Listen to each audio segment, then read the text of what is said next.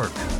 Hi everybody, it's time for your Farm and Ranch News. Well, holy cow, it is hard to believe, but 2019 is just about wrapped up and we're headed right into 2020. And as we begin to reflect on what a year 2019 has been, unfortunately, it's kind of been one of those years filled with a lot of challenges for farmers and ranchers, agribusiness professionals, and quite a few others. And with us on today's program from the ag lending world is Ty Wells, president of Montana Livestock Ag Credit.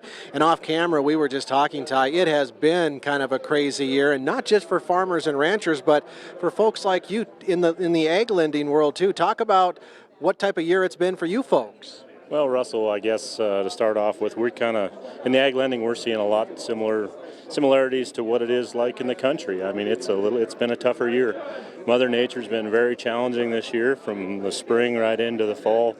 The late harvest, and then actually a lot of crops didn't get harvested, and that's pushed a lot of things back. And of course, it's not just here in Montana. You get into the Dakotas and Nebraska. That's having a direct effect on a lot of our cattle producers. Some of their long-term buyers, they don't have their corn harvested yet, and so it's been a later marketing year, and that's presented a lot of challenges. And then just the markets alone, with the commodity prices down, been a little bit tougher on our guys. But on a positive note, things are moving now. Things are getting done. Even with the crops that are standing in the field, we're starting to hear more and more talk of some help through some government payments, and then the guys are getting some cattle moved to town. So probably not the market that we all hope for. But, we don't get that choice, but we're making do with what we got. So.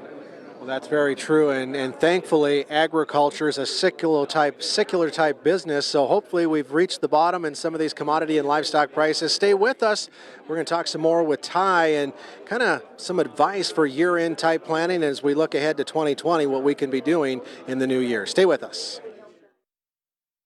Today with Ty Wells, president of Montana Livestock Ag Credit. And Ty, as we wind 2019 down and look 2020 right in the eye, what are some of the things that you're talking with your clients about, and any sort of advice as we weather this storm and hopefully look to better things in the new year?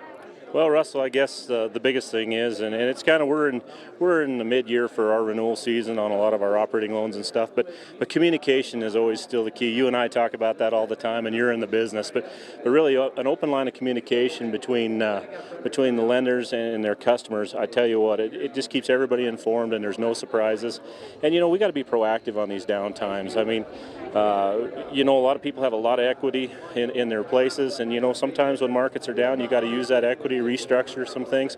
But at the end of the day, the one thing I would tell producers is before you get together with your lender, know your costs. I mean, that's really the name of the game anymore, is we got to wage war on our costs, on our operating costs. It's a tough thing to do, but really it's the only side of our operation that we have the control over. So that would probably be the biggest thing. And then an attitude. I mean, you got to stay positive. Pat Goggins always said, market's just an attitude. So if we all have a positive attitude, I really think that's it. And not only that transforms over into your family too. It keeps them relationships with your lender, your family members, and everybody involved healthy. Well, we appreciate you stopping by and joining us on the program, and for sharing some of that very good advice as we say goodbye to 2019 and welcome in 2020. That's a look at your Farm and Ranch News. Have a great day. Thank you, Russell.